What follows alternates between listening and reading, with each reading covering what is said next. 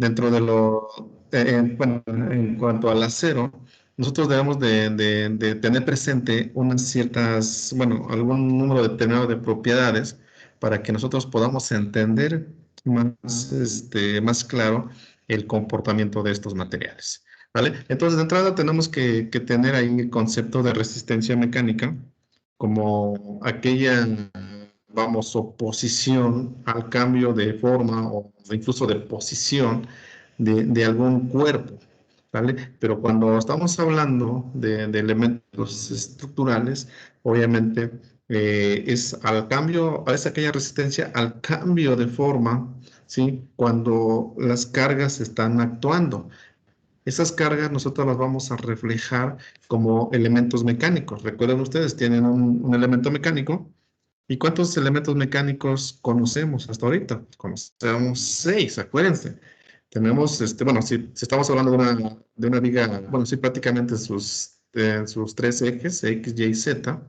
Tenemos una carga axial, tenemos un cortante, tenemos otro cortante, tenemos una flexión, otra flexión y una torsión. Prácticamente serían 6 elementos mecánicos, de las cuales uno es axial, dos cortantes, dos flexiones y una torsión.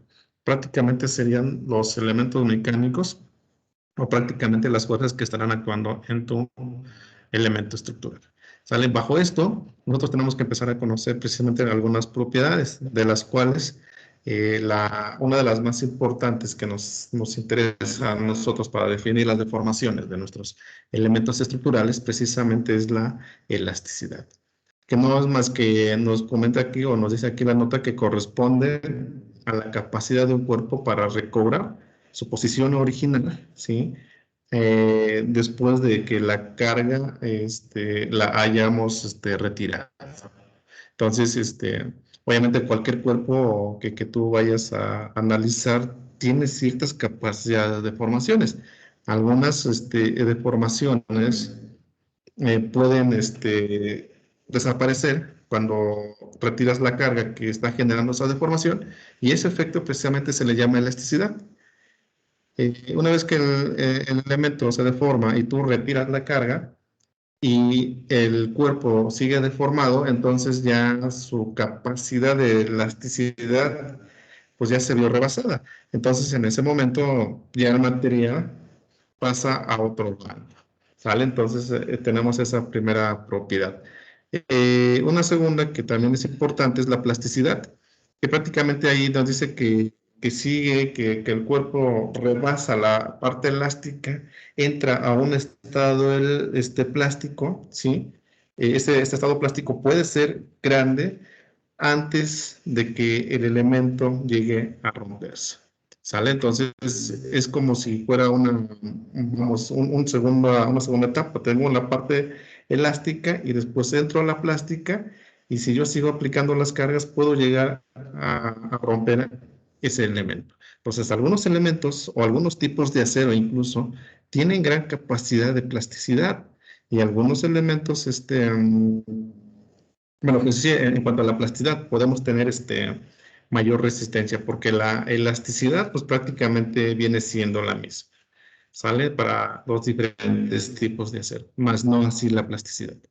En cuanto a la ductilidad, dice que tiene ahí, son una propiedad que tienen los materiales, de modo tal que estos soporten grandes deformaciones, sin que estos lleguen a fallar. Entonces, en muchos casos, ustedes han escuchado a estas alturas que podemos diseñar estructuras dúctiles o estructuras bueno, altamente dúctiles o poco dúctiles. Cuando decimos que vamos a diseñar estructuras dúctiles, es de que vamos a esas estructuras las vamos a diseñar de modo tal que absorban grandes deformaciones, sin que estas deformaciones sí lleguen a provocar un daño a los elementos estructurales. ¿Ese daño cuál es? Pues el que podamos generar algún tipo de fractura, algún tipo de ya deformación muy permanente pues ya no la podamos recobrar. Entonces, obviamente, a ese tipo de sistemas nosotros la podemos decir que se llaman estructuras dúctiles. ¿Sale? Entonces, por ahí tenemos esa parte. Tenacidad. Dice que ahí es la capacidad de un material para absorber energía sin provocar grietas o fisuras. ¿Sale? Entonces, ahí esa propiedad precisamente se ve reflejada en que algunos materiales son muy rígidos y obviamente a la mínima deformación estos materiales se llegan a romper. ¿Sale? Yo les ponía, por ejemplo, el caso de un GIS. Antes, cuando trabajábamos o dábamos nuestras clases, las dábamos al pizarrón, pero con un GIS, esos como de carbón o no sé de qué material sean. Pero tú nada más los torcías ligeramente y estos se rompían, o sea, se rompían. Pues prácticamente tenían cero elasticidad, eran muy tenaces. ¿Por qué? Porque no tenían resistencias a las grietas, entonces eran muy tenaces. Entonces, por ahí tenemos esas propiedades. Cada una de esas propiedades que estamos mencionando ahí más adelante, hay otras, las podemos nosotros ir determinando, ¿sí? En función de algunas, vamos, en base a unas pruebas de laboratorio, en la cual obviamente se toma como tal una, una barra en acero, se mete a una prensa y esta barra la someten a tensión. En la barra, obviamente, se le ponen unos lectores de deformaciones que son llamados string gauge. Obviamente, esos te miden deformaciones en micras, en microdeformaciones. Y esas deformaciones, ¿sí? Que nosotros las vamos a ir tomando en conjunto con, si nosotros la relacionamos directamente con la ley de Hooke, ¿se acuerdan? La ley de Hooke, y con esa ley de Hooke nosotros podemos calcular los esfuerzos que están generándose en la barra. Y una vez que tú tengas los esfuerzos, puedes incluso conocer la carga a la cual ha sido sujeta ese material. Entonces, muchas cosas podemos hacer aplicando los conocimientos básicos que tenemos de resistencia de materiales. Entonces, creo que la mayoría de ustedes los llevaron al laboratorio a hacer este tipo de pruebas, en la cual ustedes empezaron a hacer anotaciones, incluso les pidieron, ¿sabes qué? Calcúlame cuál es la fuerza que yo estuve aplicando en esa barra para las deformaciones que se están presentando. O incluso la llevaron a la ruptura. ¿Sale? Entonces, por ahí tenemos esa parte. Eh, en la gráfica, el esfuerzo de la gráfica, en la prueba ¿cómo se llama? De la probeta, en la prueba de laboratorio de esta probeta, obviamente se trata, o uno de los puntos que se estudian ahí es precisamente la determinación de la gráfica o de la relación que guardan las deformaciones, ¿sí? Contra los esfuerzos que se van generando en esa barra. Obviamente, va a haber un momento en que los aceros, los esfuerzos contra las deformaciones son directamente proporcionales. Entonces, como es una pendiente, esa relación, entonces prácticamente esa pendiente te define el valor del módulo de elasticidad. Entonces, esa sería la primera etapa precisamente del comportamiento de los aceros. Va a haber un momento dado en que nosotros lleguemos a determinar el esfuerzo al cual se está sometiendo cierta probeta y precisamente ese esfuerzo en función de la pendiente que tú traes acá puedes determinar el esfuerzo y a ese esfuerzo se le llama esfuerzo de fluencia.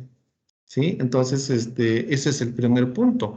Este esfuerzo de fluencia para un material, grado 50, así se le llama, podemos tener 3.500 kilos por centímetro cuadrado. O bien, para una 36, 2.532. Entonces, kilos por centímetro. Esta es la primera etapa. De hecho, nuestros diseños como tal, nuestros diseños están en este rango elástico. ¿Por qué? Porque tomamos como máxima resistencia el esfuerzo de fluencia. Las formulaciones que ustedes van a ver, vamos, que nos rigen el diseño, todos están precisamente en función del esfuerzo de fluencia. Posteriormente, si tú sigues aplicando la carga, bueno, pues ya vas a entrar a otra etapa que es la parte plástica, vas a encontrar el máximo punto de fluencia y de ahí el material empieza a ceder de modo tal que entra a una segunda etapa. Esa segunda etapa es prácticamente la zona plástica.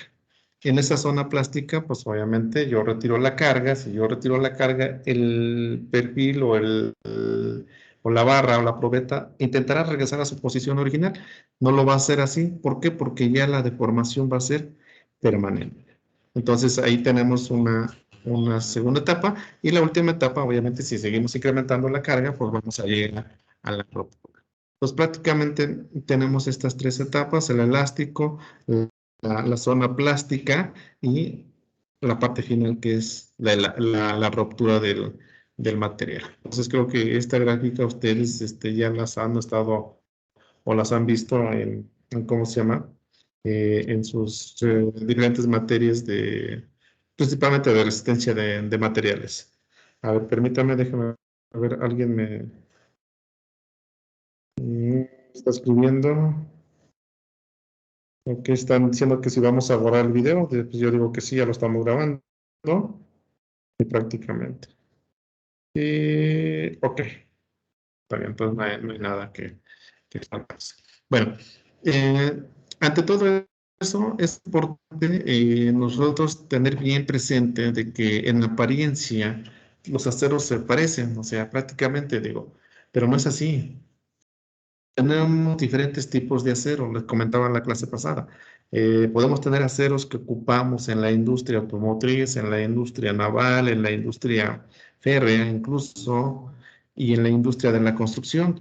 Eh, aquí depende principalmente el tipo de acero que se requiere o el tipo de acero para que, bueno, más dicho, para que logren el tipo de acero que nosotros requerimos está en función de la cantidad de minerales o de los porcentajes de minerales o de los diferentes elementos que vamos a colocar.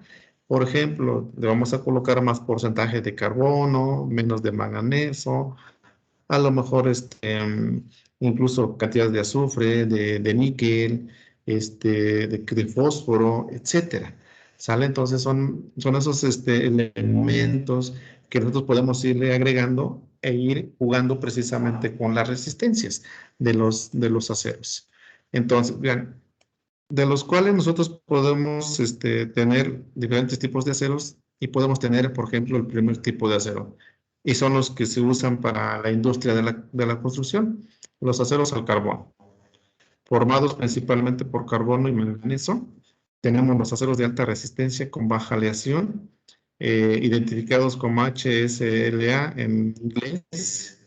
Dice que es High Strength Low, algo así. Entonces, alta resistencia, baja aleación. Y hay otros que son templados, pero ya son muy, muy, muy resistentes. Vamos a ver qué onda. Los primeros son los más usados, ajá, y los podemos cuando tú tienes acero al carbón, compuestos por carbono y manganeso, principalmente los identificamos o dentro de la clasificación del ASTM. Ahorita vemos que es el ASTM, y los clasifican como A36. Ese A36 tiene una característica, que su esfuerzo de fluencia son 36K6. A ver, permítame, déjeme sacar mi apuntador. Si no,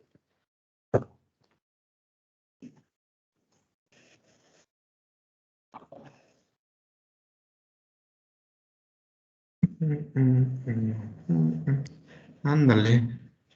Oigan, ¿saben si esta cosa tiene para escribir el, el Teams? Porque en el Zoom sí lo podía hacer, pero aquí no sé dónde anda.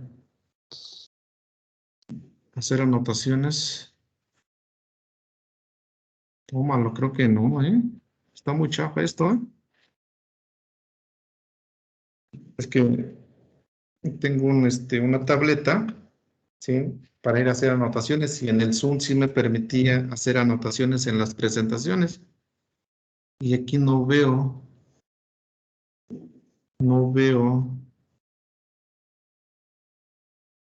cómo hacerlo. Es que creo que se tendría que abrir una nota y creo que ahí se puede escribir. Y es que de lo contrario tengo que hacerlo así, con el, sin el, ¿cómo se llama? Sin el, sin la presentación. Entonces, pero yo creo que se ve, de todas maneras se ve, ¿no? Entonces aquí el FY son 36 KCIs. Digo, y esto es importante que ya lo vayan teniendo, ¿eh? O bien 32 kilos por centímetro cuadrado. ¿Sale? Entonces, ese es el primer tipo de acero. Es más, lo ponemos acá adelante, mira, mejor.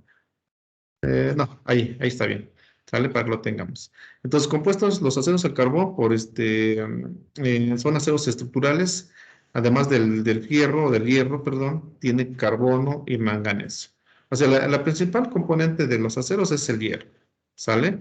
Y obviamente le vamos a ir colocando cantidades de carbono, de manganeso, de fósforo, de azufre, etcétera, para lograr un acero ACTM A36.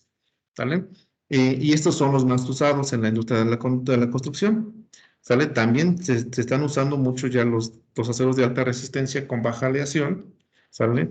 Y estos prácticamente, fíjense, estos aceros están sustituyendo a los aceros A36. Estos aceros, logras o esa resistencia, la alta resistencia la podemos lograr reduciendo el contenido de carbono, ¿sí? Y agregándole otros componentes, ¿sale? De modo tal que dentro de la clasificación del ACTM los podemos encontrar ese tipo de acero como el ASTM A992 o el ASTM A572 grados 50. Profe, creo que no se ve su pantalla. No, no me digan eso. Pues estaba yo compartiendo. No, profe, no se ve. ¿Ya se ve? No, No. Entonces, a ver, otra vez vamos a ver por qué. ya está apareciendo. Ahí está. Ah, Les digo ya. que, les digo que está más chafa esto que el Zoom, ¿eh? Como que no me está gustando, ¿eh? No voy a hacer que cambie yo de decisiones y nos regresamos al Zoom. Bueno, Es su costumbre, profe. La sí. presentación se llama Puentes, normas y especificaciones para puentes. Está compartiendo Alberto Giovanni Jiménez Gregorio. No, yo no sé por qué, Me sale eso. pero estamos viendo las notas que les pasé, compañeros. No sé si otro compañero esté compartiendo la pantalla. Creo que de otro compañero. Alberto. Saquen. Sí, de hecho. Se me hace que voy a tomar yo la decisión de regresar al Zoom. Ok. Sí, no me pienso qué onda. ¿Qué onda con eso? Yo también estoy viendo ahí especificaciones de normas y puentes. Ya dejó de compartir. Ya de una vez que nos dé clases, ¿no? Sí. Ok, a ver, entonces se supone que ya estoy compartiendo yo, ¿verdad? ¿Ya están viendo la presentación? No. No. Qué bárbaros. Y luego entonces, ¿cómo se le hace acá? ¿Ahora sí? Listo, profe. sí. Ahora sí. Ya, profesor. Vaya, no les digo Sí, ya se que puede. no. Esta tecnología está muy chafa. Ok, entonces acá su esfuerzo de fluencia es 50 kci, ajá, y su FY, bueno, en kilos por centímetro son 3515 kilos por centímetro cuadrado, ¿sale? Entonces vamos a estar trabajando nosotros con estos dos aceros, con el acero A36 y con los aceros grado 50, ya sea en A992 o en A572 grados 50. Este tipo de aceros de alta resistencia y templados prácticamente son muy poco usados en la industria de la construcción, a menos que tú requieras un acero de resistencias considerables, puedes solicitarlo, pero si no, pues no hay necesidad. Y la mayoría de esos aceros los utilizas en la industria en la industria automotriz, en la industria férrea, donde necesitamos precisamente aceros de resistencias considerables. Vean ahí, su esfuerzo de fluencia puede llegar hasta de 90 hasta 100 kSI. O sea, tienes un FY encanijado, yo le llamo ahí. Y realmente muy pocamente los usamos en la industria de la construcción. Pero bueno, ahí los tenemos para que ustedes digan, es que bueno, en apariencia todos los aceros se parecen, pero no es así. ¿Vale? Entonces debemos de tener mucho cuidado en la selección y en la especificación del tipo de acero que tú vayas a- a estar seleccionando para tu construcción. Y eso debe de ir indicado en tus planos de ingeniería. Porque imagínate nada más así por X o Y motivo, tú dices, yo estoy diseñando una placa en acero ASTM grado 50, A572 grado 50. Estás ocupando tu resistencia de 50 K6, pero ¿qué crees? En tu plano, tú dices, ¿sabes qué? Esa placa debe ser en A36 y donde en realidad la resistencia de esa placa va a ser menor a la que tú estás considerando en el diseño. Entonces ahí puedes tener un problema muy grande. ¿Por qué? Porque esta placa a lo mejor que tú estás diseñando con este acero, la estás haciendo trabajar a lo mejor al 95, 97% de su capacidad, pero con esta resistencia, imagínate que metas una 36, ajá, entonces ya la capacidad de esta placa se va a ver rebasada. Entonces tengan mucho cuidado por ahí, por favor. Bien. Entonces, tenemos esa parte. Le decía, tenemos más, más propiedades, digo, no más propiedades, sino que podemos aquí verificar la influencia que tenemos, ¿sí? De algunos elementos sobre la aleación del acero. Entonces, algunas pueden ser perjudiciales, algunas pueden ser, benéficas. Aquí me gustaría que ustedes lo leyeran con detenimiento.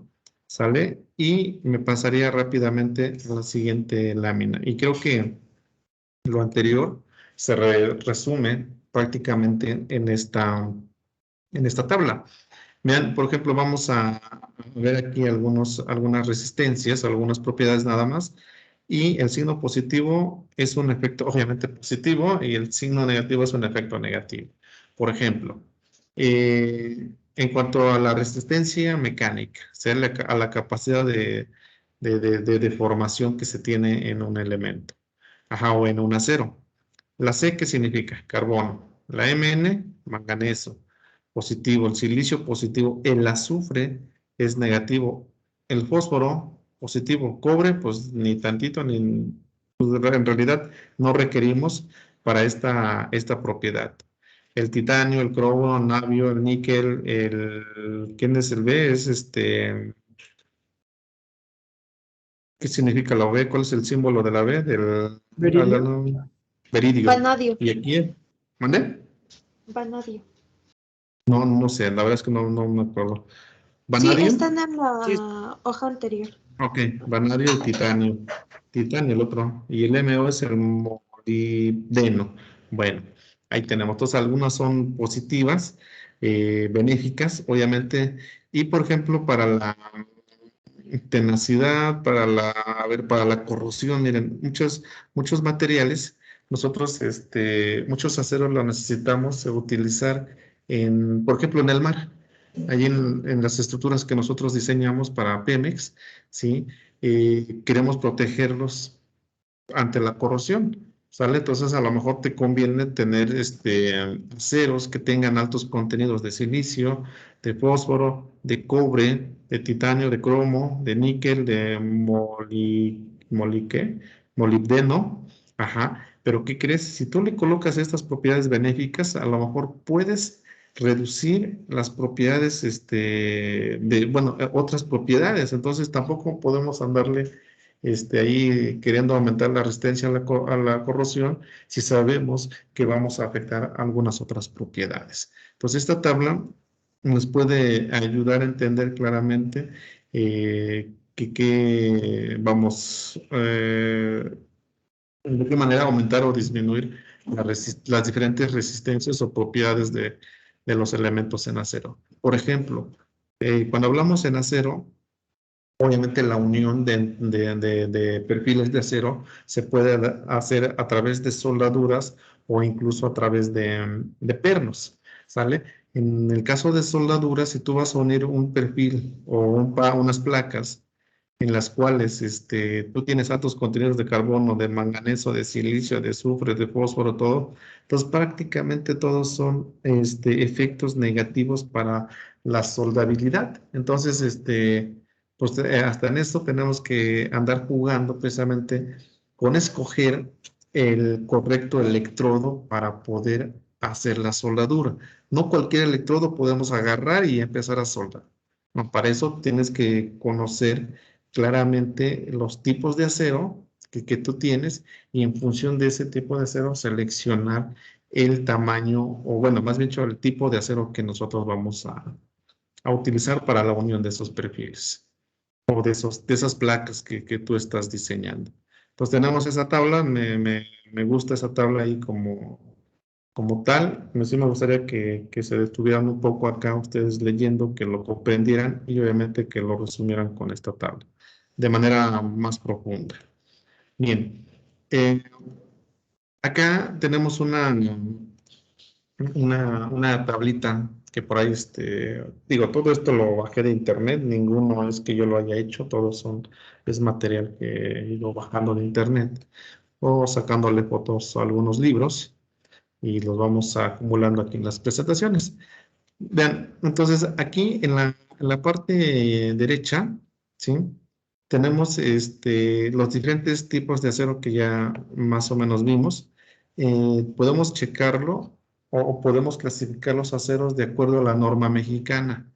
Vean, la norma mexicana los clasifica como B252, 282, etcétera. La norma ASTM los clasifica como A. ¿Y saben qué? De una vez mejor me voy hasta la última parte para que vean qué significa el ACTM, para que no andemos ahí, ¿cómo se llama? Este, diciendo qué significa el ACTM. El ACTM significa, aquí está, es la Sociedad Americana para Pruebas y Materiales, ¿sale? Entonces, principalmente en acero, ¿sale? Entonces, estos cuates precisamente son los que regulan prácticamente la mayoría de los aceros. Entonces, bueno, este tipo de acero. Y nosotros las clasificamos, el ACTM nosotros la podemos clasificar de acuerdo a nuestras normas mexicanas. Cada país tiene su propia clasificación, pero la que manda prácticamente sería esta sociedad. Entonces, para que lo tengan ahí presente. Entonces, nos regresamos nuevamente de acuerdo a las resistencias. Vean ustedes ahí en la tabla que estamos viendo, tenemos la norma mexicana, la norma ACTM, y aquí tenemos los diferentes tipos de aceros, como ven. Entonces, uno de ellos es el A36, vean, y aquí están sus esfuerzos de fluencia y sus esfuerzos últimos, 2530 o 32, ajá, y el esfuerzo último es de 4080 kilogramos por centímetro cuadrado. Puede variar de 4080 hasta 5600, pero cuando nosotros vamos a hacer nuestro diseño, si ocupamos el esfuerzo último, para el A36 vamos a ocupar el 4080 kilogramos centímetros, el mínimo valor. ¿Sale? Hay otros aceros que no son muy comunes, pero por ejemplo aquí el A572. Ese 572, perdón, podemos encontrarlo con diferentes esfuerzos de fluencia, 3515, 4200, 4570. Son aceros muy altos, de alta resistencia, pero el más común es el que te da 3515 kilogramos por centímetro cuadrado en esfuerzo de fluencia. Y de su esfuerzo último son 4570. Entonces, como vean, ese es el otro tipo de acero que se ocupa. Y otro es el A992. Este también es muy común, en la cual su esfuerzo de fluencia son 3515 y su esfuerzo último son de 4570. Entonces, esta tabla te puede ayudar a clasificar correctamente los aceros y conocer cuáles son los esfuerzos de fluencia y sus esfuerzos últimos. Entonces, vean, de acuerdo al tipo de acero, ¿sí? Aquí tú tienes diferentes usos. Por ejemplo, el ACTM A36 lo puedes ocupar para placas de conexión, anclajes, cuerdas superiores e inferiores de armaduras, montantes, largueros, contravientos, etcétera. O sea, prácticamente podemos ocuparlos en elementos que yo le podría llamar así no muy importantes, ¿sale? Entonces, sin embargo, cuando ya ocupamos acero de alta resistencia como aquí aquí en 72, ya podemos ocuparlos en vigas principales, en vigas secundarias también, ¿por qué no? En columnas que son los elementos que te dan mayor rigidez a la estructura. Entonces, como tal, pues tú debes de proveerle a esos elementos que te aportan mayor rigidez, debes darle mayor resistencia. ¿Sale? Y aquí, por ejemplo, el A992 también lo puedes ocupar en vigas, columnas, algunos mezanines, algunos postes de viento, traves carril, etc. Entonces, aquí tenemos una, vamos, clasificación y en base a esta clasificación tú puedes escoger el tipo de acero que vas a utilizar para diferentes componentes de tu estructura. ¿Sale? Entonces, por ahí tenemos esa parte. Eh, bueno, no quiero revolverlos. Les iba a hacer un comentario de plataformas marinas, pero mejor lo dejamos más adelante. Bien, ok. La sesión anterior se me pasó comentarles, ¿sí? Que necesitamos nosotros tener el manual INCA, ¿sale? Para que nosotros podamos consultar nuestros diseños o nuestras formulaciones que rigen el diseño. Yo necesito solamente que ustedes se consigan el manual INCA, ¿sale? Ese manual, lo voy a poner acá en la presentación. Déjenme lo abro. ¿Dónde está el manual INCA? Por si los chicos que no lo ubican y los que lo ubican, pues ya, ya llevan ganancia. Sí están viendo el PDF, supongo. Sí. Lo que déjenme que abra es este es el manual. ¿Sale? Entonces consíganlo, por favor. Por ahí anda en todos lados ya como PDF. Es de la editorial Imusa y prácticamente es el manual que nosotros vamos a utilizar para el diseño de nuestros elementos estructurales. Obviamente ahora vamos a ir mencionando un poco o tratar de relacionarlo con lo que manejan las normas complementarias de aquí de la Ciudad de México, bueno, de allá de la Ciudad de México, porque yo estoy aquí en el estado y para ir tratando de ver que prácticamente es lo mismo, nada más que ahí se hacen un poco más, siento que se hacen más bolas que en esta parte. Entonces vamos, prácticamente todos los ejercicios que vamos a hacer prácticamente van a estar con este manual. Entonces la tabla que estamos mostrando en la presentación es esta tabla. Prácticamente viene nuevamente ¿cómo se llama? La clasificación de acuerdo a la norma mexicana, de acuerdo al ACTM, y aquí viene el grado. Tú puedes, por ejemplo, pedir un acero A572, ajá, si lo quieres identificar como el ACTM, ajá, de acuerdo al ACTM 572, y puedes pedir el grado 42, grado 50, grado 55, 60 hasta 65. Y aquí tienes las diferentes propiedades, tanto en esfuerzo de fluencia como en esfuerzo último. ¿Vale? Entonces, así de esa manera. Ahora, de acuerdo a los perfiles que se tienen por ahí ya disponibles en los que fabrican el acero, ellos te pueden decir, mira, por ejemplo, el A36, tú los puedes disponer muy rápido, ¿sí? En placas. LI son ángulos, LD son ángulos también, nada más que aquí el ángulo es de lados iguales y aquí es lados desiguales.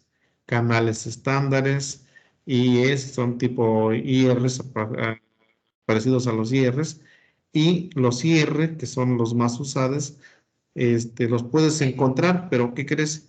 Ya los vas a encontrar muy escasos. Entonces tienes que verificar la disponibilidad de esos aceros en esos perfiles. ¿Sale?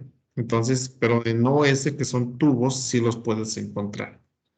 Por ejemplo, el A992, vean, el A992, tú lo vas a encontrar en su mayoría para aplicarlos en perfiles IR. Y es así, hoy en día, los perfiles IR que vamos a estar ocupando muy seguido nosotros, ya los podemos conseguir en su mayoría en acero A992. Si tú los quieres en acero A36, debes de verificar su disponibilidad. ¿Sale? También, por ejemplo, aceros A572 en grado 50, tú los puedes encontrar en cualquier tipo de perfiles, desde placas, ángulos, canales y Rs.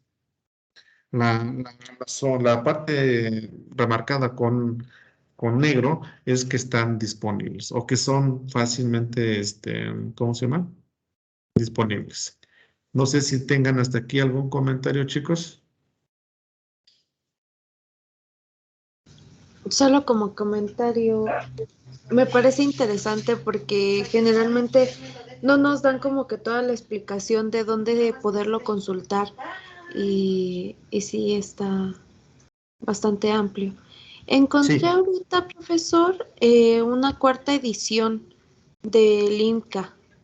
no, hay que tomar la quinta, compañera, por favor. Ok, gracias. ¿Sale? Sí, Bien, entonces todos los perfiles, vean, ahorita los vamos a seguir abundando, están indicados en una hoja anterior a las propiedades.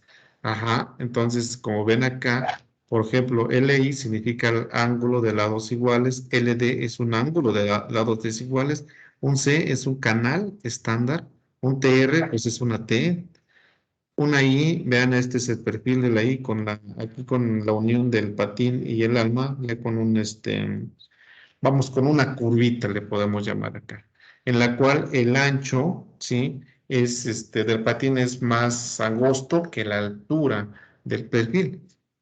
IR es un ángulo, es un perfil I que son los más usados, se le llaman ahí IR rectangular o en inglés lo podemos, ubicar como W. A mí me gusta, honestamente, trabajar más en ese sistema y me hago menos bolas, ¿sale? Por ejemplo, el OR es un tubo cuadrado, el OR también un tubo rectangular, el OS es un tubo circular, el OC, perdón, el OS es un redondo sólido y algunos otros perfiles ahí pequeños de menores capacidades, de menores resistencias o menores espesores, que tú los puedes ocupar también para tus estructuras. Entonces, todo esto ustedes lo vamos a ir aplicando conforme nosotros vayamos viendo nuestros diferentes métodos de diseño. ¿Vale? Entonces, por ahí tenemos esa parte.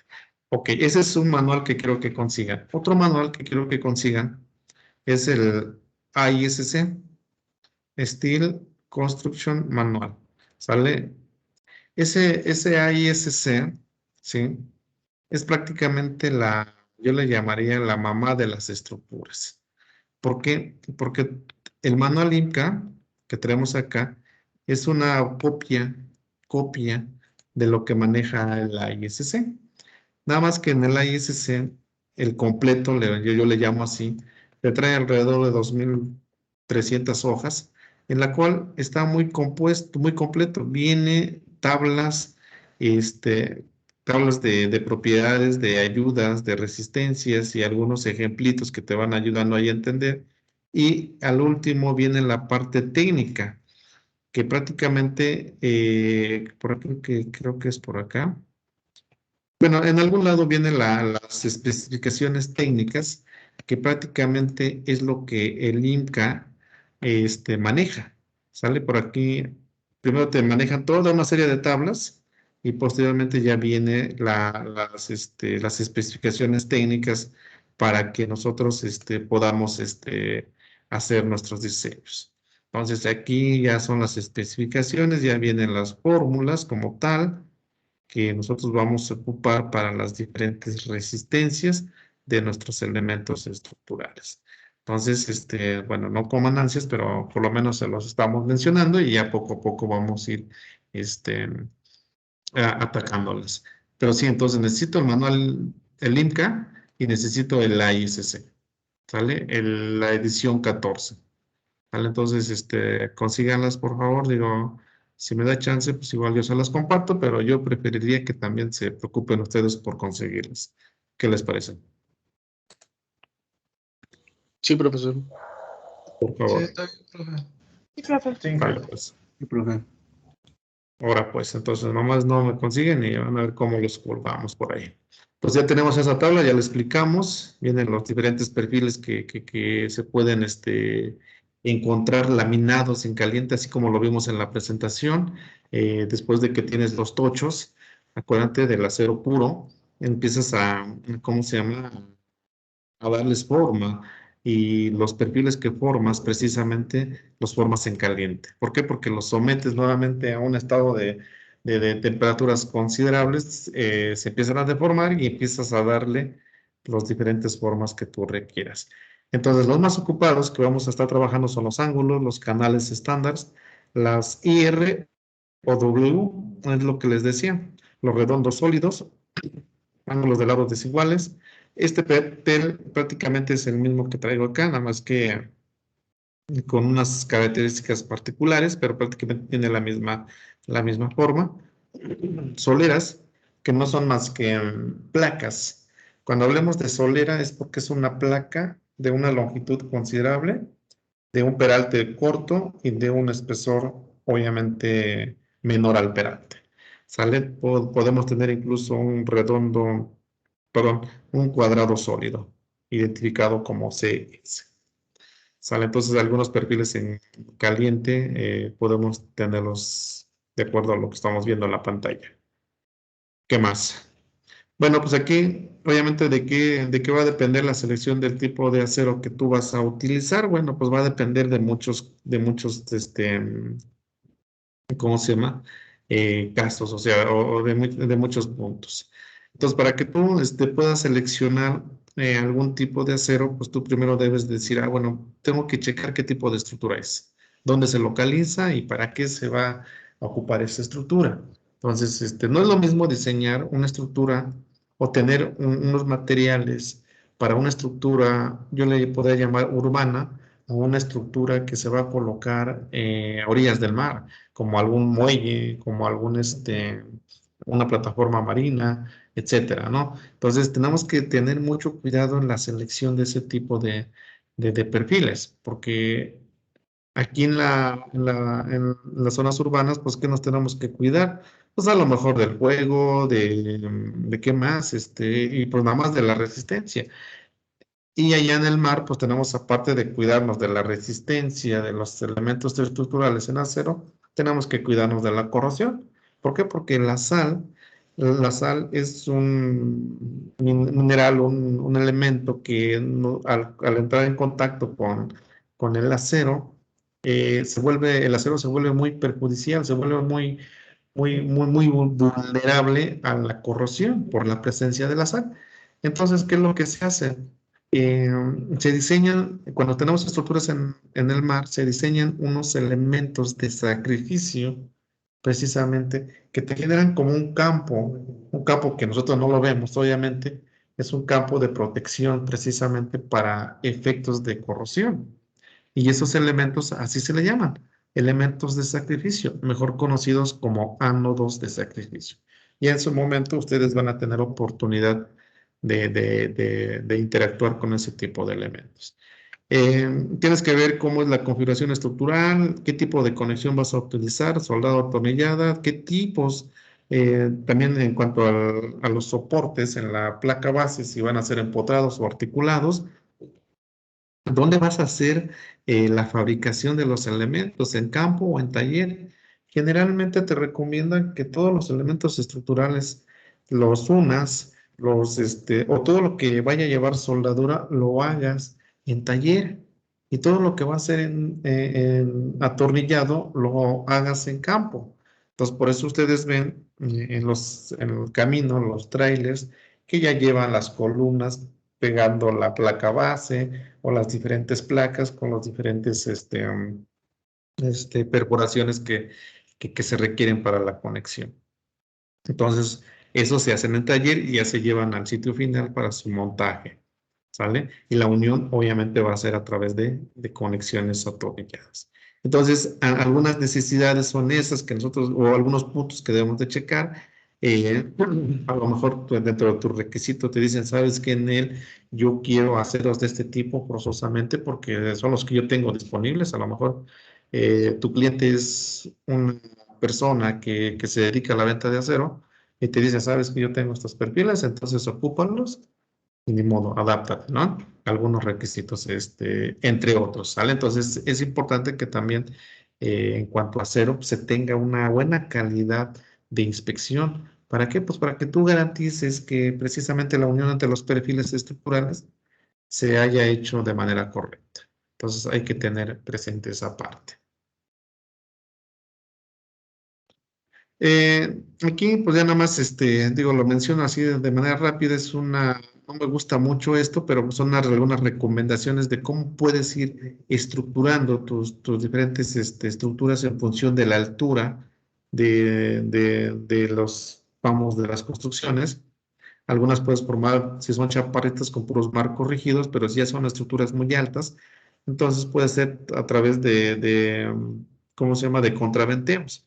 De modo tal que pues tú permitas que también la estructura se deforme, de modo tal que, bueno, y que esa deformación pues no me vaya a generar fallas en algunos elementos estructurales. ¿Sale? Entonces podemos utilizar contraventeos. Estos elementos diagonales son contraventeos. eh,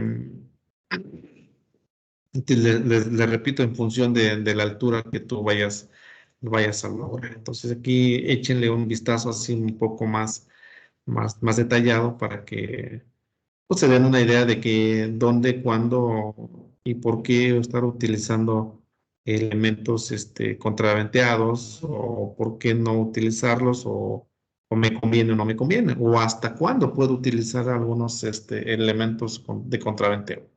Entonces, por ahí esto nos puede iluminar más. Entonces, por ejemplo, acá es un pequeño edificio y tú dices, bueno, vamos a estructurarlo a base pues, de diferentes elementos resistentes. Por ejemplo, aquí tengo una serie de cargas, estas flechitas que se ven aquí en la parte superior son cargas y aquí en la parte de abajo también son cargas. Entonces, si nosotros colocamos marcos rígidos, como lo estamos indicando ahí, eh, prácticamente esos marcos rígidos son los que te van a absorber las cargas laterales. Si yo en esta dirección de hacia abajo, hacia arriba, tengo un marco en este eje y un marco rígido en este eje y tengo tres cargas puntuales, entonces una de ellas y otra de ellas me van a absorber 1.5 veces esa fuerza. Esa fuerza lateral la estamos llamando como cortante. Ahora en el sentido del eje, vamos, corto, tengo 1, 2, 3, 4 cargas. Igual tengo nada más un marco rígido en esta parte y otro marco rígido en esta parte. Entonces cada uno de los marcos van a tener que absorber 1, 2 veces el cortante, 1 y 2 veces el cortante. Entonces los marcos rígidos son precisamente encargados de que te absorban los efectos de cortante.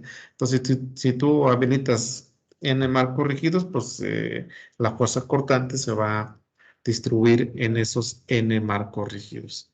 Entonces, por ahí hay que tener presente esa parte. Otra forma es a través de contraventeos, de la misma manera. A lo mejor tus columnas las haces más ligeras que en esta parte y en vez de colocar columnas así bien chonchotas, haces columnas más delgadas, pero lo ayudas con esos elementos diagonales que son contraventeos. En la mayoría de los casos, el peso que tuvo, bueno, la cantidad de material en toneladas resulta más, ¿cómo se llama? Mejor resulta más, vamos, más ligero al utilizar elementos de contraventeo que el utilizar únicamente marcos rígidos. ¿Sale? Entonces, por ahí hay que tener bien claro esa parte. En algunos casos, pues tú la rigidez también la puedes dar con los muros de cortante, es decir, que esos muros en el marco lo haces bien ligado, restringes completamente la deformación de ese marco. Sin embargo, pues ahí va a depender del tipo de diseño que tú requieres. De manera rápida, cuando yo tengo, bueno, hasta ahí, señores, ¿algún comentario? Oye, ¿Alguna duda? Adelante. No hay dos. ya ve que está manejando, bueno, que está diciendo de la cuestión esta de los contraventeos. Ya los he visto yo en edificios, pero a partir de qué tipo de edificios es donde yo los puedo colocar, porque generalmente, o sea, sé que trabajan muy bien, no sé exactamente cómo lo hacen, pero ya los he visto porque, pues, no sé, por X o Y situación que luego pasa, de que vas y sales a la calle y pues los ves, ¿no? Pero a lo que yo me refiero es para qué tipo de edificios es, o sea, es más para edificios a partir de 5 niveles, 6, 7, o eso ya lo determino yo con un estudio de sísmica y de pues todo lo que viene siendo la cuestión esta de mi estructura. Prácticamente es eso lo que acabas de comentar último. Digo, no muy así claro lo que dices, pero la idea la tienes. Ah, ok. Prácticamente es eso, o sea, independientemente que tengas una altura de n niveles, ¿sí? Eh, si tú quieres aligerar el peso de tus elementos estructurales, digo, ahí te va eso, porque yo lo he hecho y de las estructuras que he trabajado por mi cuenta, así lo he estado trabajando. Si yo no meto contraventeos, ¿qué es lo que implica? Pues que la estructura se me mueva más. Entonces, y eso para que yo evite los desplazamientos laterales que se me están presentando, pues tengo que hacer las columnas un poco más, de mayor peralte. Obviamente eso implica mayor peso. Pero ¿qué pasa si ahora las columnas yo las reduzco de peso, las disminuyo en peralte y le meto los contraventeos? Entonces, eso significa, o ¿qué me implica esos contraventeos? El que me van a ayudar a reducir considerablemente los desplazamientos. Y ya cuando empiezas a hacer sumas de cantidad de materiales, resulta que el hecho de utilizar contraventeos puedes reducir considerablemente el peso de la estructura vamos, en puros perfiles estructurales, ¿no? Olvídate de toda la carga que va a llevar, ¿no? Pero en cuanto yo le llamaría así, en cuanto al esqueleto, que es el que nosotros como estructuristas debemos de garantizar que ese esqueleto no se nos vaya, ahora sí no se nos vaya a romper. Es de haz de cuenta que te estás preocupando tú por tus huesos, ¿no? Ya lo que va a rodear, bueno, pues es otro cantar. Imagínate, se te rompe un pie, ¿cómo tienes o cómo te mantienes para hacer tus actividades? Pues no las vas a poder hacer.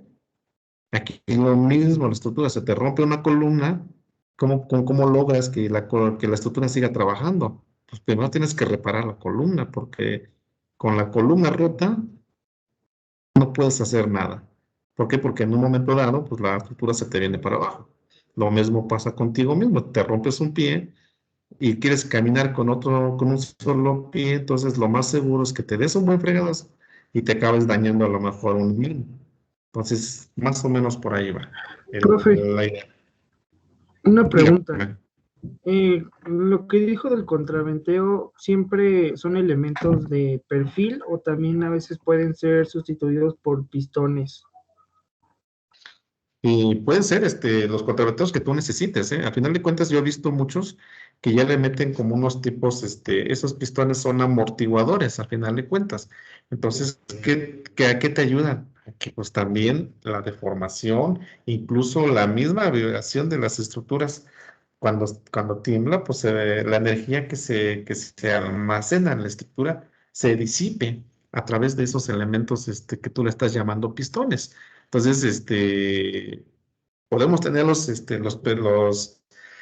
contraventeos con estos perfiles, cualquiera de estos, o incluso yo los he visto mucho, a mí me gusta meter mucho los tubos, que aquí, bueno, esto no es un tubo, pero hagan de cuenta que tiene un espesor, me gusta mucho trabajar con ellos y me da muy buenos resultados. Entonces, tus contraventeos los puedes hacer con estos perfiles, pero generalmente los contraventeos son de menor tamaño en cuanto a peraltes que las columnas y las vigas. Porque imagínate, metes un contraventeo, imagínate que tus columnas son tubos de 20 pulgadas y metes un contraventeo de un tubo de 30 pulgadas, entonces algo estás haciendo mal, ¿no? Entonces, digo, por decir algún ejemplo, ¿no? Entonces, sí, no, yo no le veo problema, digo, estas son unas recomendaciones, pero yo honestamente para reducir mis desplazamientos y para reducir el peso de la estructura en cuanto a peso propio como tal, yo optaría por meter contraventeos. Tal vez, de hecho, acabo de diseñar un edificio en Puebla. Bueno, no es un edificio, es una construcción de 2 niveles. Entonces, primero dije, no, pues no voy a meter contraventeos. Perfecto. Entonces, con contraventeos, después probé la estructura con contraventeos y reduje en un 20-25% eh, el tonelaje de la estructura. Estoy hablando de unas, por ejemplo, 30 toneladas, 40 toneladas de acero, sin contraventeos. Y cuando le metí contraventeos, ya incluyendo los contraventeos, me fui a 25 toneladas. Imagínate, entonces sí le reduje y esto multiplicado o como por, ¿qué? 20,000 pesos está la tonelada ¿cómo se llama? De acero estructural. Entonces 25,000 pesos creo que por ahí. Entonces sí es una buena lana lo que estás ahorrando. Y eso precisamente, el seleccionar o el proponer una estructuración depende mucho de conocer precisamente la respuesta de las estructuras. Por eso ahí es tan importante el conocer el método de rigideces, señores. Todavía no estamos pasando a la parte de diseño, pero sí tú tienes que tener bien presente la rigidez de la estructura. ¿Qué te da la rigidez? La rigidez, ¿qué te da? Pues la propiedad del perfil, área, inercia. ¿Qué te da más? El tipo de conexión. ¿Qué te da más? Los tipos de apoyo. ¿Qué te da más? Los claros o las alturas de los elementos. Son esos cuatro puntos que te dan la rigidez de la estructura. Olvídate de la carga. Olvídate de es que le estoy metiendo 50 toneladas y la rigidez aumenta. Es mentira. La rigidez la das con la configuración estructural, con el tipo de material, con los peraltes de los perfiles. Obviamente ahí va incluido la inercia, el área de los perfiles estructurales, del tipo de apoyo que tú tienes. Entonces, hay que tener presente esa parte, chicos. No sé si andamos bien por ahí, chicos y chicas. Sí, profesor. Sí, todo bien. Okidoki. Nada más me falta revisar un video para poder entender mejor. Pero eso ya lo... Sí, y esa es la parte que yo quiero que ustedes complementen, porque yo sé que aquí nos vamos a ir todavía con lagunas, lo sé, pero esa es la parte que les corresponde a ustedes, señores. ¿Sale? Entonces no me lo dejen a mí todo aquí, porque es imposible, señores. Y si tienen algo que encuentren por ahí por la red y quieren compartirlo, con todo gusto lo hacemos, ¿eh? Sí, No se perfecto. detengan, no, Sí, no se detengan, ¿eh? Bien, entonces, de manera rápida, digo, ya aquí nada más, fíjense, voy a avanzarle un poco más rápido acá en esto y nos vamos a saltar algunos puntos porque sí me interesa. Por ejemplo, tú para que empieces a diseñar una viga, que es uno de los elementos que tenemos que diseñar prácticamente, ¿de qué va a depender ¿cómo se llama? Pues el diseño final. Pues va a depender, pues, primero de las cargas que están actuando, ¿sale? Vamos a ver cuánta carga se está actuando. Dos, del claro que tú tienes en la viga, ¿sale? Tres, del tipo de apoyo que tú le vayas a dar a la viga, ¿sale? Entonces, aquí, con este apoyo, que yo estoy viendo acá con una placa únicamente en la parte central, que es el alma, de una vez, espérame, me regreso una lámina anterior, para que ustedes, vayan viendo. Para el caso de este perfil, ¿sale? El elemento vertical se llama alma y los elementos horizontales se llaman patines. ¿Sale? Para que no diga cuál es el alma y cuál es el patín. Para el canal, igual alma, alma y patín. ¿Estamos? Entonces, en el caso de los canales, pues ya ni uno ni otro, son patines prácticamente. ¿Sí estamos de acuerdo por ahí?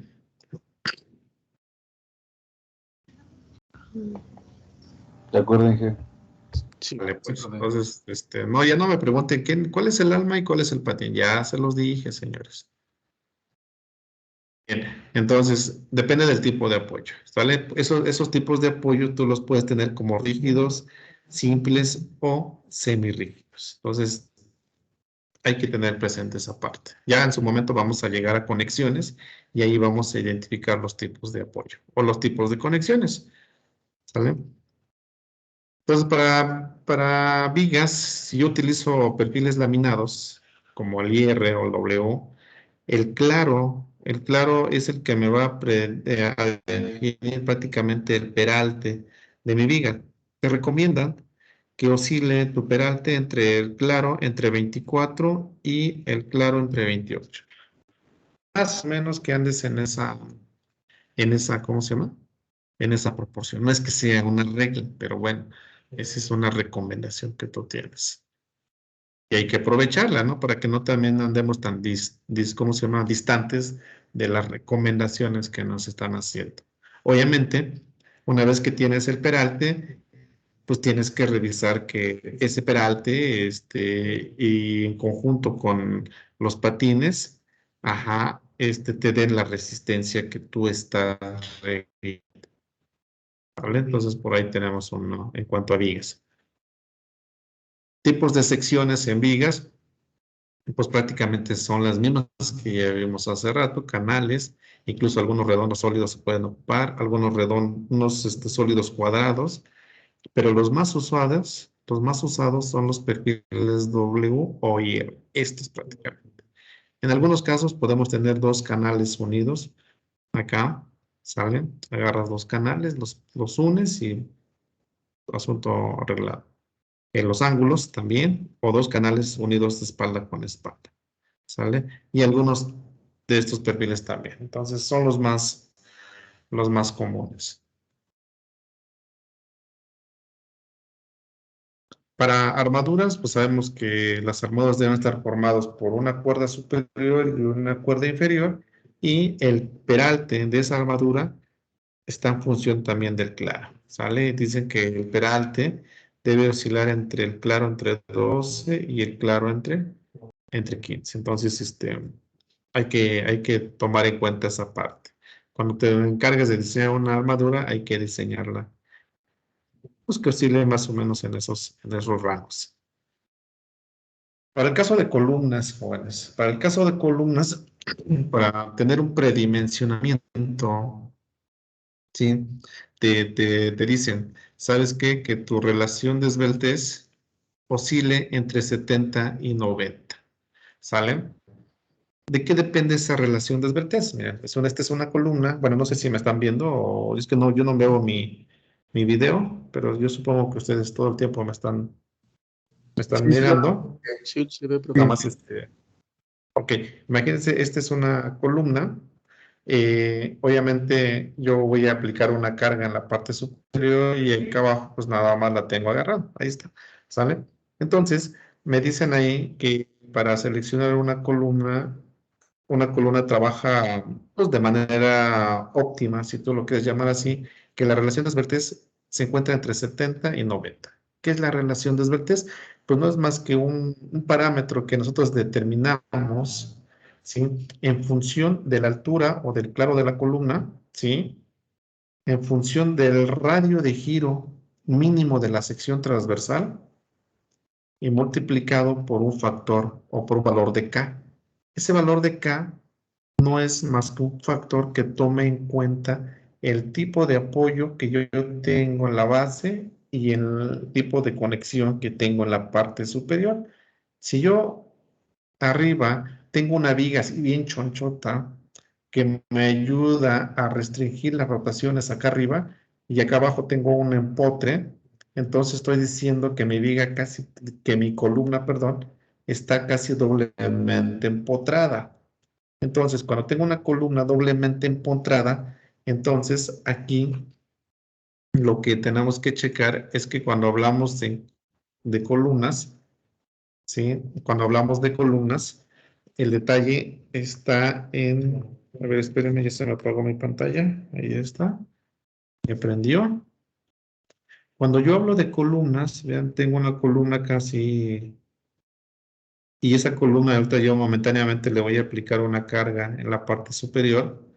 Entonces, ¿qué va a pasar con la columna? Pues la columna va a buscar deformarse. Como es una carga de compresión, entonces la forma de deformarse es a través de un pandeo. Entonces, esa columna para la forma de ver su respuesta es a través de un pandeo. Pues esa columna se puede pandear. Pero ¿qué crees? Si esa columna yo la restringo, como lo mencioné hace rato, abajo con un empotre, así bien machín, bien rígido, y acá arriba de la columna está un par de vigas, o a lo mejor 4 vigas, pero de peraltes considerables, ¿sí? Entonces a lo mejor también se asemeja, ajá, a un empotre, ¿sale? Pero un empotre que te restrinja únicamente los desplazamientos laterales, más no el vertical, más no el vertical. Entonces, eso quiere decir que a lo mejor mi pandeo se empieza a dar después del empotre. Digo, ahí exagerándola, ¿sale? Entonces, esta longitud, sí, prácticamente, esa longitud es yo la reduzco en función de la K. En este caso, cuando tengo o vamos, simulo que es una viga doblemente empotrada, entonces la K es menor a la unidad. Y en el caso de este tipo que el pandeo se me da de extremo a extremo, aquí la K vale la unidad. Es decir, que el producto de K por L me va a dar precisamente la longitud de pandeo. Entonces, total, ¿sale? Entonces, esa K se llama factor de longitud de pandeo, que depende del tipo de apoyo que yo tenga en los extremos de la columna. Entonces, ahorita es nada más para mencionárselos, ya cuando lleguemos a compresión, ya nos metemos a más detalle. ¿Sale? Entonces, las columnas te recomiendan que sean todas menores a, la relación desvertés menor a 200, pero una columna trabaja adecuadamente cuando trae una relación desvertés entre 70 y 90. ¿Sale? Entonces, R es el radio de giro mínimo de la sección transversal y algunas secciones que se pueden utilizar son estas. También los más usadas son los IRs o Ws. En la escuela, ¿todavía se acuerdan de su escuela? Pregunto. ¿Se acuerdan cómo son las columnas de la escuela? Sí. Ya la olvidamos, jefe. ¿Qué, profe? Ya se olvidaron, ¿verdad? Híjole, yo ya extraño Eran canales 2 canales de este tipo unidos. unidos con una soldadura. Exactamente, longitudinal. Entonces, siempre semestre con semestre les digo, ¿se acuerdan de su escuela? Yo todavía me acuerdo que por ahí cuando era yo estudiante, pues ahí todo el tiempo me la pasaba recargado, ¿no? Cuando no había clases. Entonces, prácticamente serían estas. Y los perfiles IR son los que se ocupan. Yo he visto muchos columnas formados por 4 ángulos, como lo ven aquí ustedes, ¿sí? Pero agarrados con plaquitas. No es que esas placas sean continuas, no, son soleritas que van en forma de diagonal, en forma de zigzag. A este sistema se le llama celosías. Vamos a hacer un ejemplo de celosías. ¿Vale? Entonces, para que vean, vamos, que también podemos tener esa parte.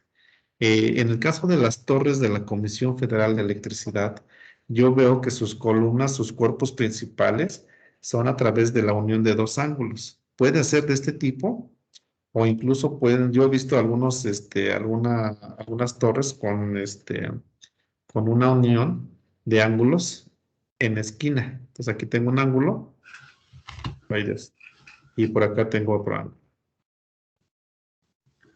Y la unión entre los dos se da a través de una placa.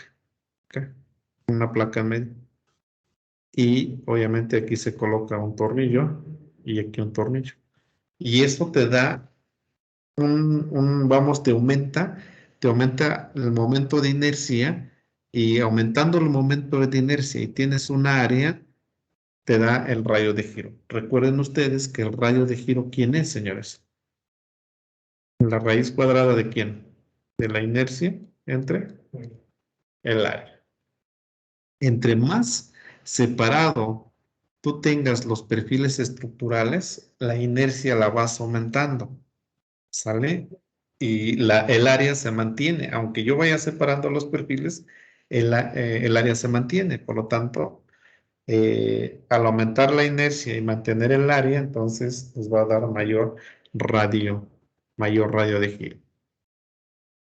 Creo que ese concepto sí lo entendemos claramente. Bien. Y contraventeos. Muchas veces los contraventeos podemos colocarlos de esta manera, de columna a la mitad de la viga o directamente de viga de columna a columna. Entonces todo va a depender de la inclinación de esos contraventeos. Te recomiendan que la inclinación de esos contraventeos no sea menor a 45 grados para que trabajen de manera correcta. Si los pones muy acostados, entonces esos contraventeos no van a funcionar muy correctamente. Entonces ahí hay una recomendación. Y entonces ahí vamos viendo. En cuanto al diseño, ya vamos a entrar aquí más al diseño, ya vamos a hablar algunas cuestiones. Eh, para diseñar nuestros elementos estructurales debemos satisfacer dos estados límites. Uno es el de falla y otro es el de servicio. O una estructura, prácticamente. Tienes que revisarla con estados límites de falla y sus estados límites de servicio. Los estados límites de falla prácticamente se refiere a un requerimiento que yo debo de cumplir, de modo tal que yo garantice que la estructura, ¿sí?, me resista correctamente las cargas sin que haya algún riesgo de que la estructura vaya a fallar. ¿Por quién? Pues a lo mejor porque ya se me deformó mucho, a eso se le puede llamar fluencia, o porque ya sufrió una ruptura algún perfil, alguna conexión, o que las columnas ya se me pandearon considerablemente. Entonces, cuando sucede eso, es porque no estoy cumpliendo con los estados límites de falla. En cuanto a los estados límites de servicio, se ven reflejados prácticamente en unas excesivas deformaciones, tanto de columnas, de vigas, de contraventeos, ¿por qué no? O bien, eh, las vibraciones que se tienen en la estructura son considerables, que en primera pauta te dan a entender, oye, yo no me subo a esta estructura porque se me puede caer. ¿Por qué? Porque ya las deformaciones, los desplazamientos ante la mínima carga, a lo mejor ya son considerables. Entonces yo debo de garantizar que tanto por condiciones de servicio como condiciones de falla, mi estructura esté trabajando correctamente. Obviamente, regidos por quién? Regidos por lo que nos marcan los códigos de diseño. ¿Cuáles son nuestros códigos?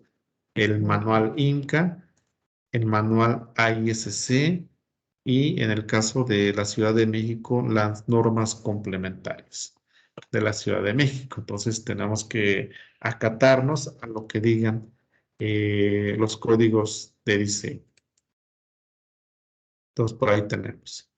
Aquí hay una serie de ventajas que tú debes de analizarlas. Muchas veces ya cuando tú estés trabajando te vas a decir, es mentira lo que dice acá, pero bueno, es lo que nos han dicho los expertos que se dedican al diseño de estructuras. Dicen que son, o a la construcción más bien dicho, que son estructuras muy ligeras, tal vez, rapidez en el montaje, puede ser que sí. Puedes atacar diferentes frentes.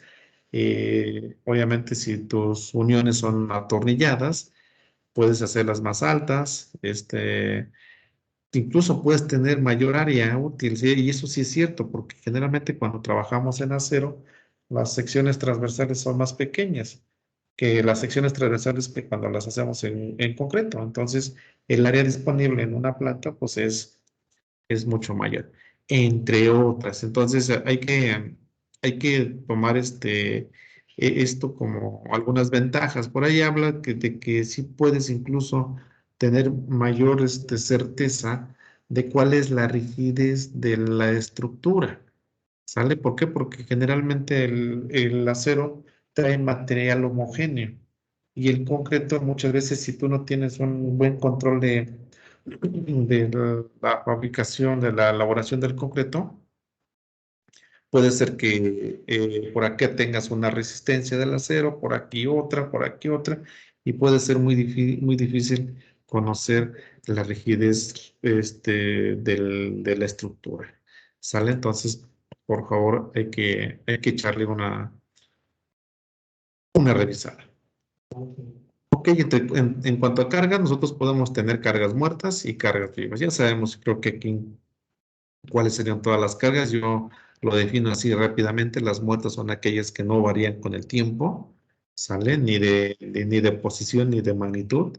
Y las cargas vivas son aquellas que prácticamente están variando constantemente respecto al tiempo, tanto en posición como en magnitud. Entonces, ahí tenemos esas cargas muertas y cargas vivas, que son las mismas que vamos a estar aplicando.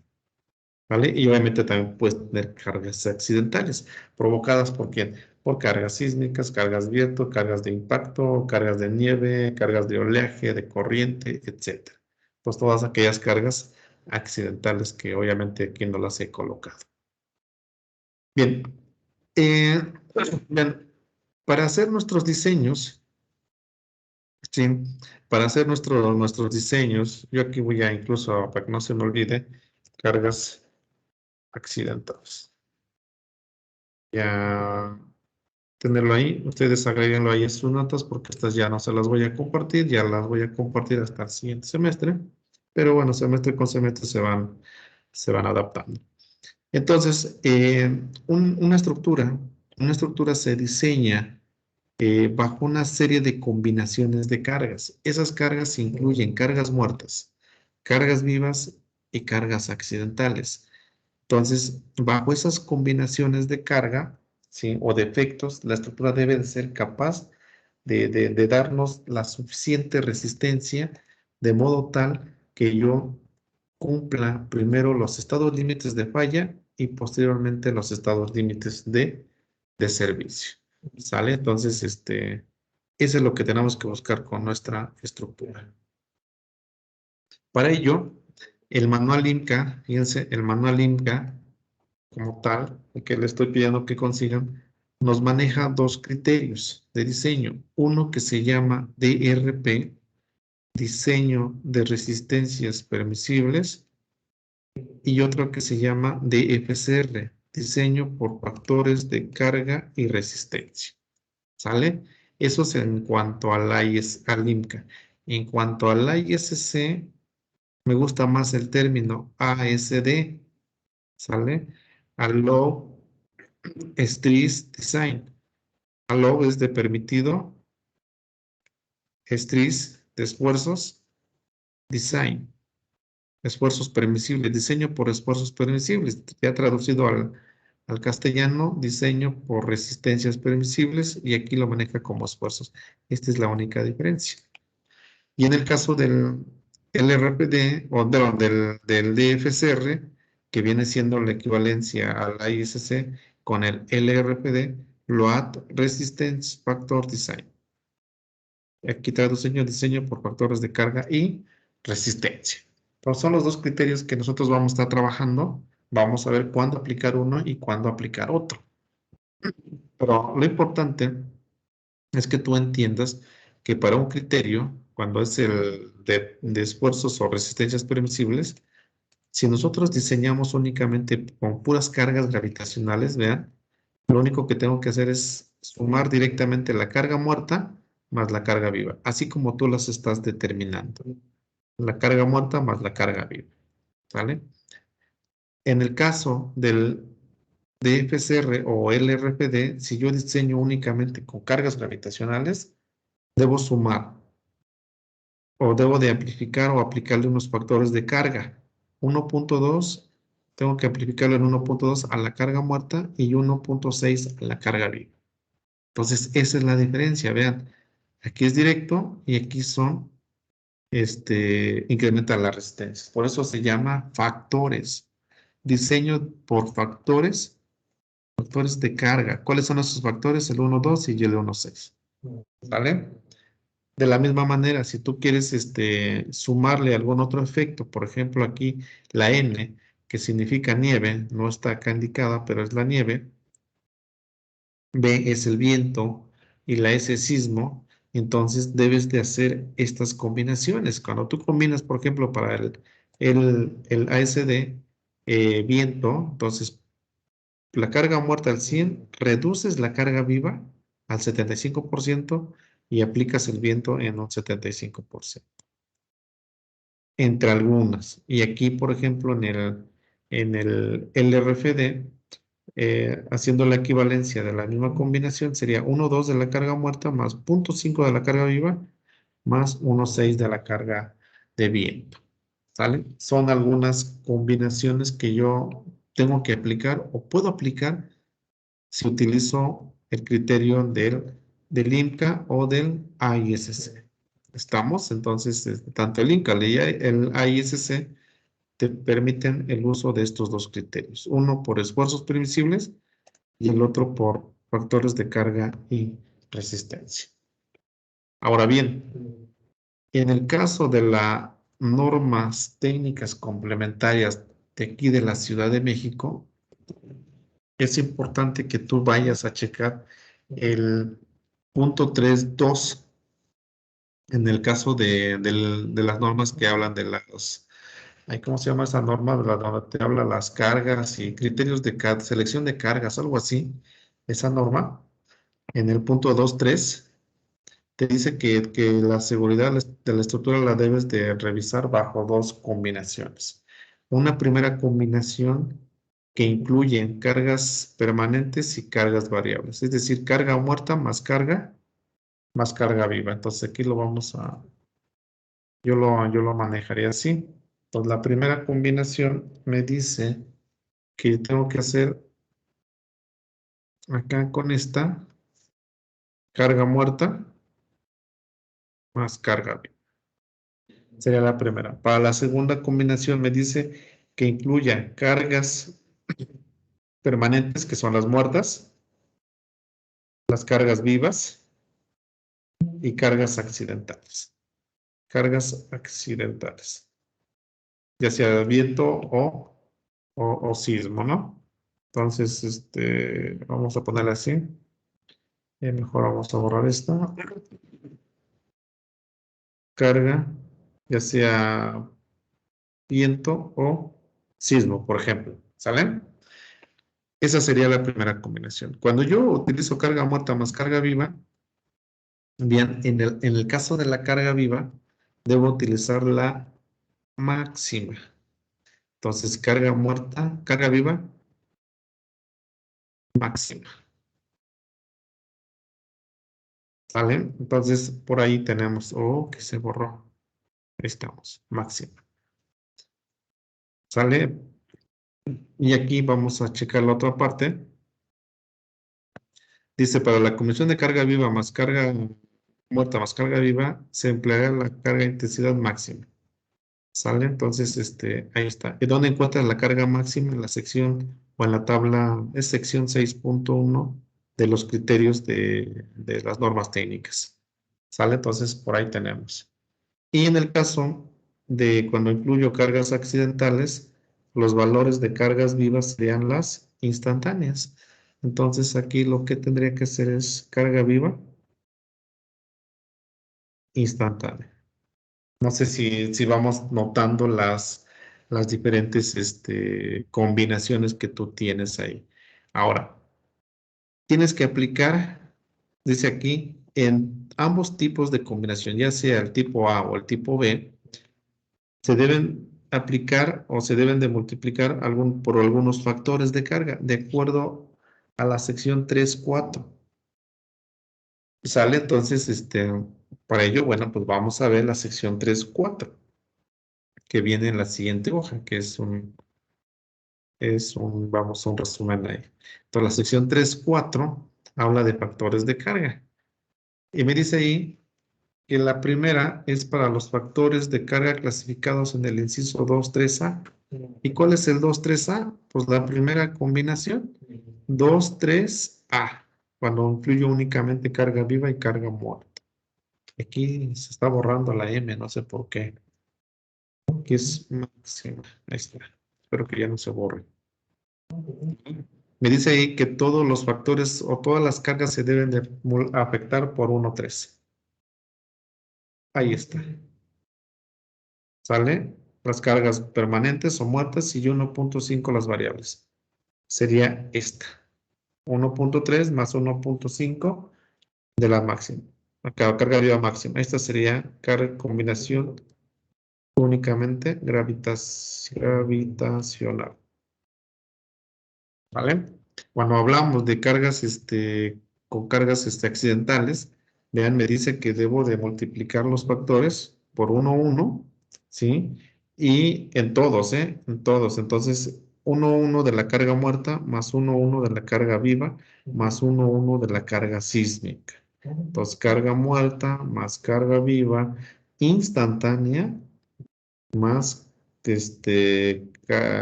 no, mejor así lo podemos llamar. Cargas gravitacionales más accidentales, ¿sale? Así lo podemos, carga gravitacional más accidental. ¿Vale? Y aquí te dicen otras combinaciones. Había que leer, qué es lo que te dicen los siguientes factores. Son 4 puntos, 1, 2. Pero los más usados son el A y el B.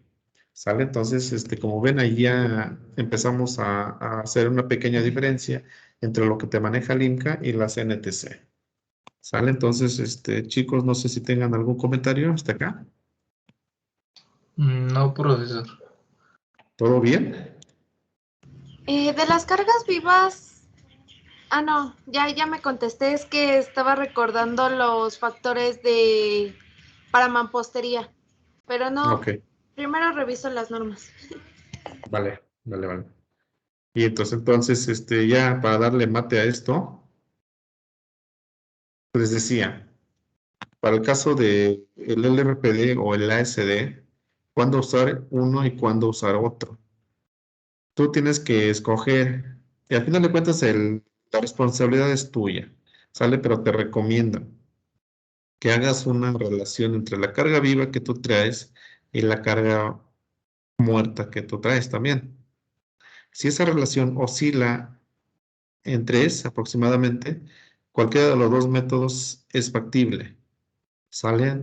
Usar. Es que si usas uno, el otro, uno de ellos te va a dar mayor peso en la estructura y otro va a ser menor. Pero si la carga viva entre carga muerta oscila entre 3, entonces cualquiera de los dos pues es benéfico, ¿no? No hay mucha diferencia.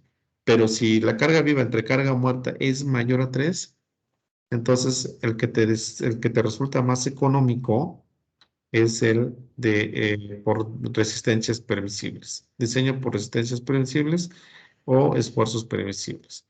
Pero si es menor a 3, el más económico es el de factores de carga y resistencia. Entonces, ahí te das cuenta de la diferencia. Me voy a saltar un poco esta lámina.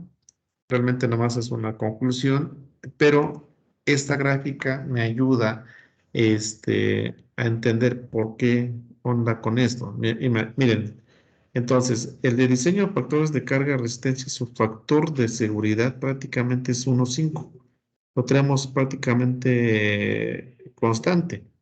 Si yo utilizo esa relación de carga muerta, carga viva, que es 3, entonces tanto para el de diseño por factores de carga y resistencia como el de resistencias permisibles, prácticamente me van a dar los mismos perfiles vas a requerir el mismo área, la misma inercia del perfil.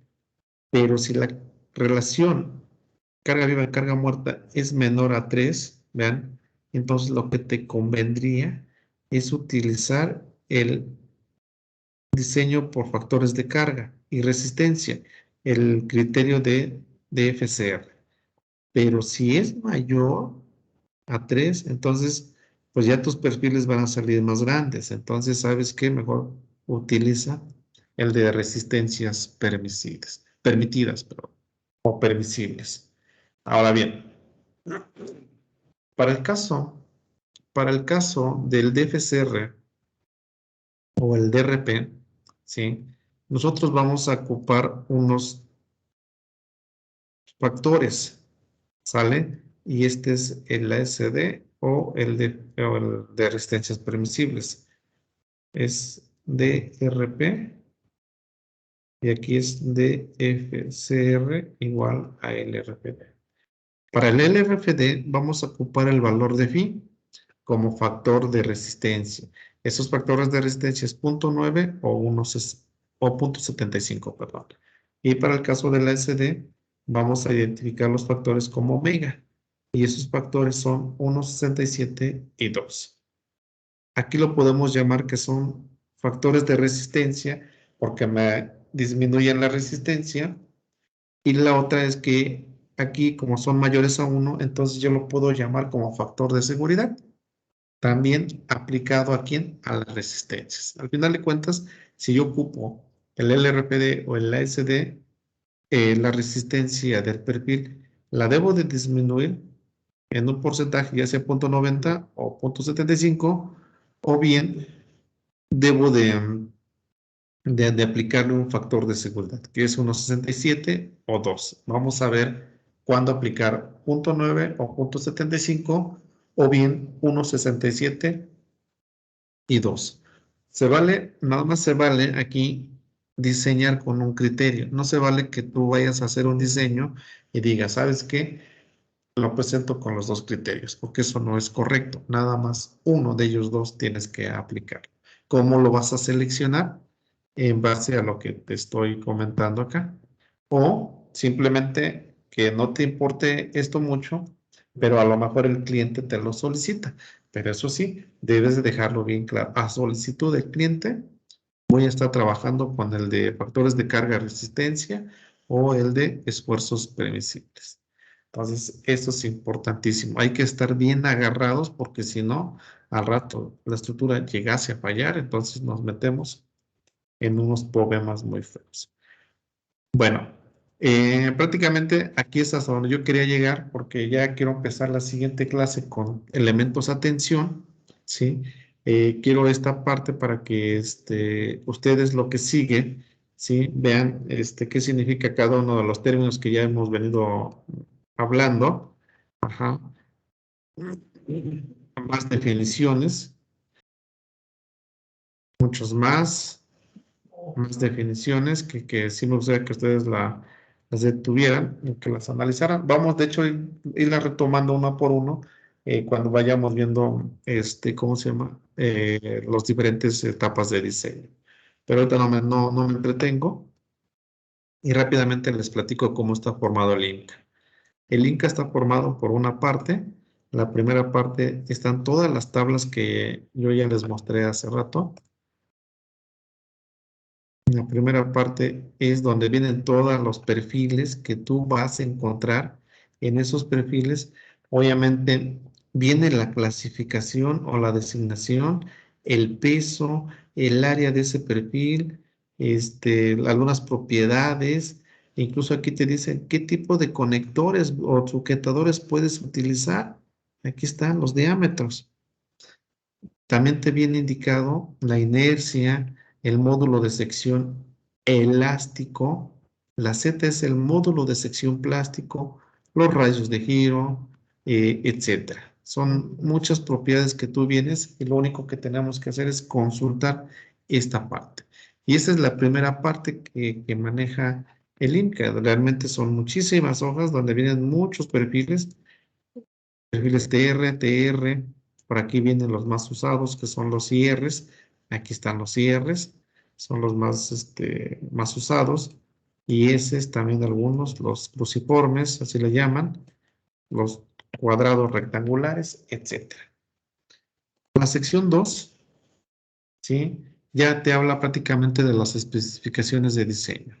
Desde el capítulo A hasta el N, prácticamente te hablan de todas las formulaciones que tú vas a tener que aplicar para hacer el diseño.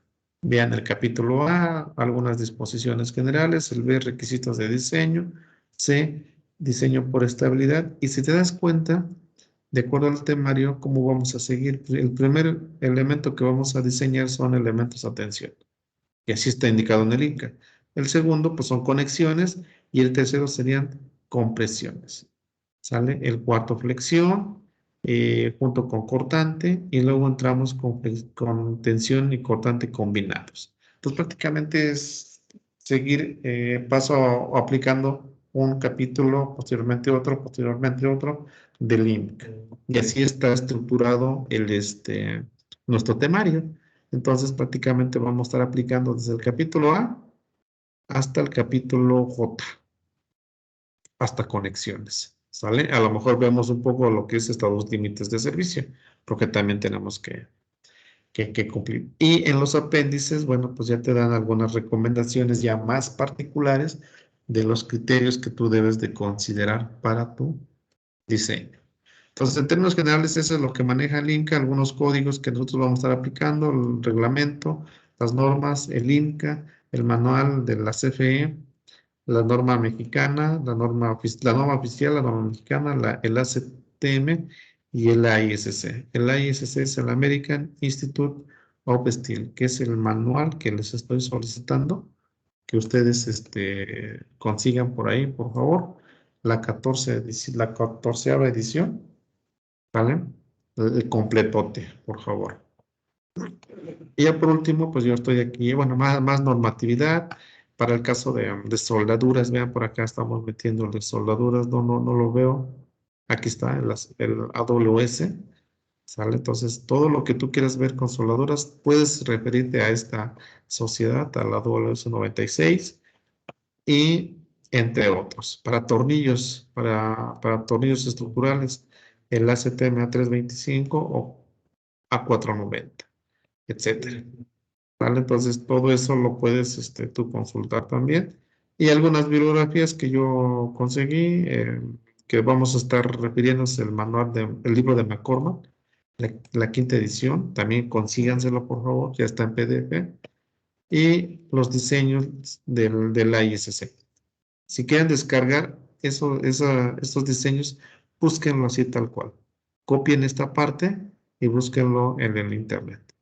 ¿Sale? Y aquí le estoy colocando otro video más. Entonces, prácticamente sería la primera parte del